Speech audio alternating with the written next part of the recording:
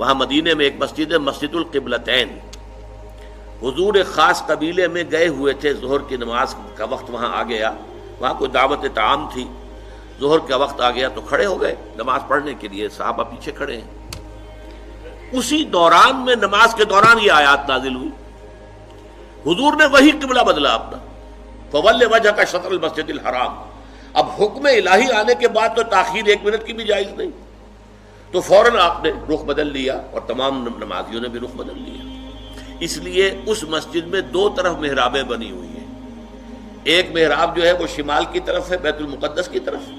اور ایک محراب ہے مکے کی طرف جنوب کی جانب، اسی لیے اس کو کہتے ہیں مسجد القبلتین، دو قبلوں والی مسجد۔ لیکن یہاں حکم یہ بھی ہے وَأَيْنَمَا تَكُونُوا فَوَجُّ، جہاں کہیں بھی تم ہو فَوَلُّوا وُجُوهَكُمْ شَطْرَهُ، اے مسلمانوں جہاں کہیں بھی ہو اپنا رخ مسجد حرام کی طرف کرو۔ اب ظاہر بات ہے کہ